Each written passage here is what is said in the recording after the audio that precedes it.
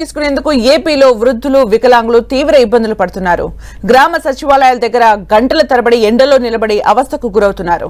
వృద్ధులు వికలాంగుల పరిస్థితి ఇలా ఉంటే వాలంటీర్ వ్యవస్థపై రాజకీయ రగడ స్టార్ట్ అయింది. వాలంటీర్లు విధుల్లో లేకుండా టీడీపీ ఈసీ మీద ఒత్తిడి తెచ్చిందని మండిపడుతున్నారు వైసీపీ నేతలు. ఎన్నికల కమిషన్ ఆదేశాల కారణంగా వాలంటీర్ వ్యవస్థ విధులకు దూరం కావడంతో ఏపీలో వృద్ధులు వికలాంగులు అవస్థలు పడుతున్నారు. గతంలో 1వ తేదీ నుంచి ఇంటికి పెన్షన్స్ తెచ్చిచ్చేవారు వాలంటీర్లు. అయితే తాజాగా ఈసీ ఉత్తర్వుల వల్ల వాలంటీర్ వ్యవస్థ విధుల్లో లేదు. దీంతో గ్రామ సచివాలయాలకు వెళ్లి పెన్షన్లు తీసుకునే పరిస్థితి ఉంది. వృద్ధులు వికలాంగులు మండుటెండల్లో సచివాలయాల దగ్గర బారులు తీరారు.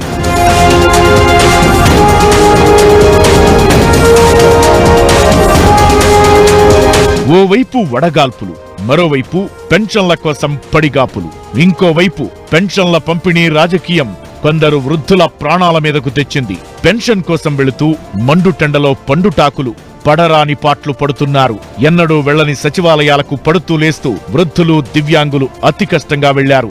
శరీరం సహకరించకున్నా, ఎండ తీవ్రత భరించలేకున్నా ఏం చెయ్యలేని పరిస్థితిలో గంటల తరబడి క్యూలైన్లలో ఉక్కబోతతో ఉక్కిరిబిక్కిరవుతూ వందలాది మంది పెన్షన్దారులు పెన్షన్ డబ్బుల కోసం నిరీక్షించారు.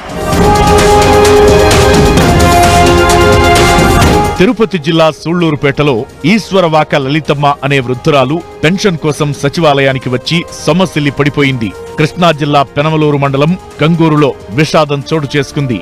పెన్షన్ డబ్బులు తీసుకోవడం కోసం సచివాలయానికి వెళుతూ దారి మధ్యలో వడదెబ్బకు గురై కుప్పకూలి చనిపోయింది వజ్రమ్మ అనే వృద్ధురాలు.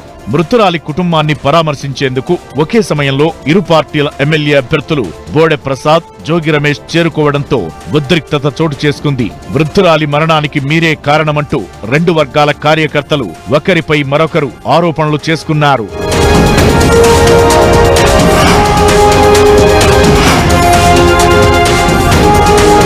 చంద్రబాబు తీరుపై మండిపడ్డారు ఏపీ ప్రభుత్వ సలహాదారు సజ్జల రామకృష్ణారెడ్డి.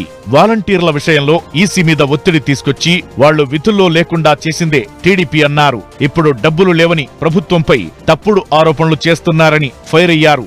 చంద్రబాబు వస్తే ఎలా ఉంటుందో ఈ 2 రోజుల్లో ప్రజలకు రుచి చూపించారని విమర్శించారు సజ్జల. ఏదైతే వాలంటీర్ వ్యవస్థ చేసే పనిని ఈ రోజు మళ్ళీ ఏ వాలంటీర్లు తిట్టాడో తనే అంటున్నాడు. 2 నెలల్లో మేము వచ్చేస్తాము, 4,000 పంపిస్తాము వాలంటీర్ల ద్వారా అని.